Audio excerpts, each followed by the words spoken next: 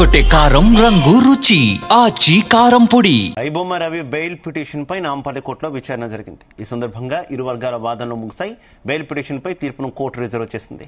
తదుపరి విచారణ 11కు వాయిదా వేసింది. మరోవైపు కస్టడీ కోరుతూ పోలీసులు వేసిన రివిజన్ పిటిషన్ ను కోర్టు పెండింగ్ లో పెట్టింది.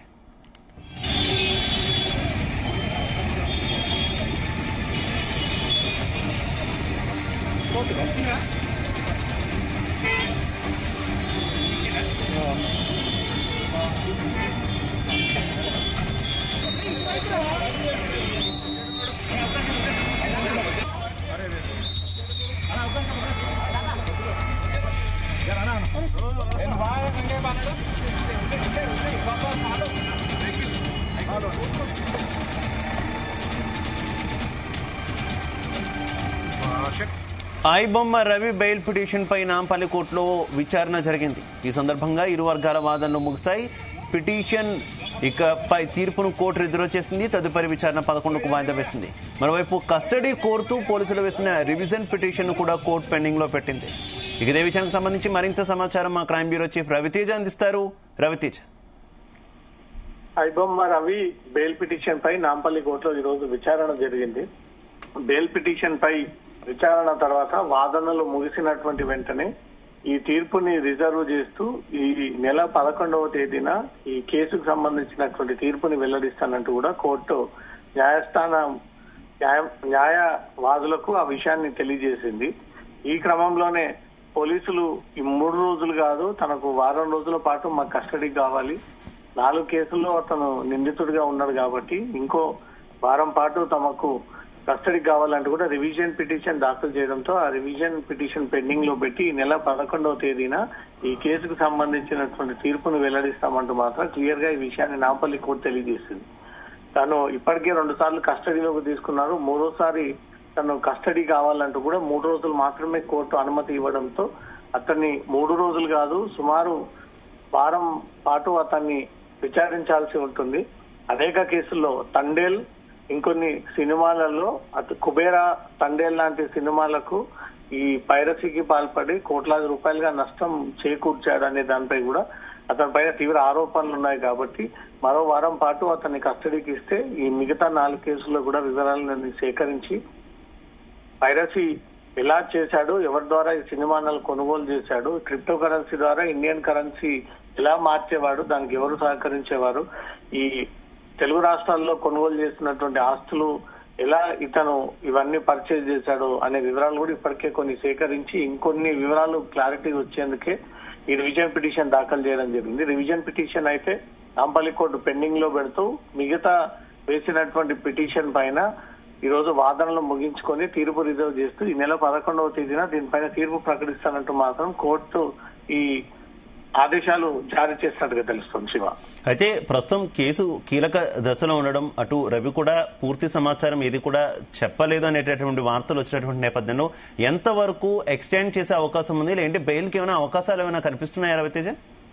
ఇతను చాలా సందర్భాల్లో నోరు విప్పడము, కొన్ని సందర్భాల్లో నోరు విప్పకపోవడము, పైన మాత్రమే ఆ విషయాలు తెలియజేస్తే పోలీసుల కన్సెషన్ మళ్ళీ ఛార్జ్ షీట్ రూపంలో వేస్తే తనపై శిక్ష పడేటువంటి అవకాశం ఉంది. కాబట్టి ఈ శిక్ష పడకుండా ఎలా తప్పించుకోవాలి దీనిపై అనే ఒక ఆలోచనతోటే ప్రీ ప్లాన్ గా గతంలో పోలీసులు నిర్వహించినటువంటి సమావేశాన్ని దృష్టిలో పెట్టుకొని పోలీసులు ఎంత క్వశ్చన్ చేసినా, ఎంత ఇబ్బంది గురి చేసినా వాస్తవాలన్నీ ఒప్పుకోకపోతే వీళ్ళు తిరిగి చేసేది ఏం లేదు, ఇమీడియట్ గా తను బెయిల్ పొంది ఇక్కడి నుంచి కూడా మళ్ళీ పరారవచ్చు అనే ఒక ఆలోచనతోటే ప్లాన్డ్ గా ఐబొమ్మ రవి హైదరాబాద్ కి వచ్చినటువంటి వెంటనే పోలీసులు పట్టుకుంటారని తెలిసే ఇదంతా తన మైండ్ లో ఫిక్స్ అయ్యి ఏ సమాచారం ఇవ్వాలి, ఏ సమాచారం ఇవ్వకూడదు అంటూ మాత్రం తను ముందస్తుగానే ఆ స్క్రిప్ట్ అంతా కూడా ప్రిపేర్ చేసుకొని వచ్చి పోలీసుల ముందు విచారణ ఎదుర్కొంటా ఉన్నాడు. పోలీసులు అడిగిన దానికి తెలియదాని కొన్ని దానికి, మర్చిపోయానని కొన్ని వాటికి సమాధానాలు ఇవ్వకుండా కొంత టైం పాస్ చేసి ఎలాగైనా ఈ కస్టడీని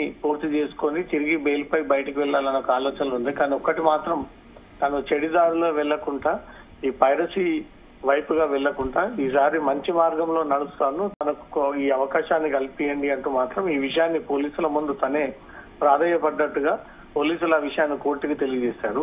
అయినప్పటికీ ఇప్పటికే కోట్లాది రూపాయలుగా తెలుగు ఫిలిం ఇండస్ట్రీకి నష్టం చేకూర్చినటువంటి వ్యక్తి కాబట్టి, అనేక కేసుల్లో పెండింగ్ లో ఉన్నటువంటి వ్యక్తి కాబట్టి అన్ని కేసులకు సంబంధించి వివరాలు రాబట్టడం కోసమే ఈ డివిజన్ పిటిషన్ వేసి తన కస్టడీని పొడిగించాలంటూ మాత్రం పోలీసులు వేసినటువంటి పిటిషన్ పైన తీర్పు రిజర్వ్ చేస్తూ ఈ 11వ తేదీన వివరాలు వెల్లడిస్తామంటూ కోర్టు నిర్ణయం తీసుకోవడం జరిగింది. శివ, అలాగే ఈడీ కూడా ఆరా తీసిన పరిస్థితి ఉంది కదా, ఈడీ ఏమైనా త్వరలో పూర్తి స్థాయిలో ఈ కేసులో ముందుకు వెళ్లేటటువంటి అవకాశం ఉందా? ఈడీ పూర్తి స్థాయిలో ముందుకు వెళితే రవికి మరిన్ని చిక్కులు తప్పవంటారా రవితేజ? ఎన్ఫోర్స్మెంట్ డైరెక్టరేట్ ఇప్పటికే హైదరాబాద్ పోలీసులకు ఒక లేఖ రాసి ఆ లేఖలో ఐబొమ్మ రవి అతను మనీ లాండరింగ్ జరిగింది అనే దానిపై కూడా కొన్ని అనుమానాలు ఉన్నాయి. ఈ ఫైనాన్షియల్ ట్రాన్సాక్షన్ అంతా కూడా ఏ దేశాల నుంచి ఎవరి ద్వారా రవికి చేరేవి, రవి నుంచి ఇతరులకు చేరేది, దీంట్లో ఫెమా ఉల్లంఘన జరిగిందనే దానిపై కూడా కొన్ని అనుమానాలు ఉన్నాయి. విదేశీ కరెన్సీని ఇతను ఉల్లంఘనకు పాల్పడ్డాడు స్వీకరించే విషయంలో అనే దానిపై కూడా ఈ 2 కోణాల్లో ఈడీ కొన్ని అనుమానాలు ఉన్నాయి. కాబట్టి ఈడీ ఎఫ్ఐఆర్ వివరాలన్నీ కూడా తమకు అందజేయాలంటూ కూడా లేఖ పెట్టడంతో హైదరాబాద్ పోలీసులు రవిపై నమోదైనటువంటి కేసు వివరాలన్నీ కూడా ప్రొడ్యూస్ చేయడం జరిగింది. ఏ క్షణంలోనైనా ఈడీ ఎంటర్ అయ్యి రవిని కస్టడీలోకి తీసుకొని మనీ లాండరింగ్ కోణంలో ఈ కేసును విచారించేటువంటి అవకాశం ఉంది. కాబట్టి హైదరాబాద్ పోలీసుల కస్టడీ ముగిసిన తర్వాత మళ్ళీ తిరిగి అతన్ని కోర్టులో ప్రొడ్యూస్ చేస్తే జైలుకు పంపినప్పుడు ఈడీ ఎంటర్ అయ్యి ఈడీ కూడా ఎంక్వైరీ చేసేటువంటి అవకాశం ఉంది. Shiva, right, okay, thank you.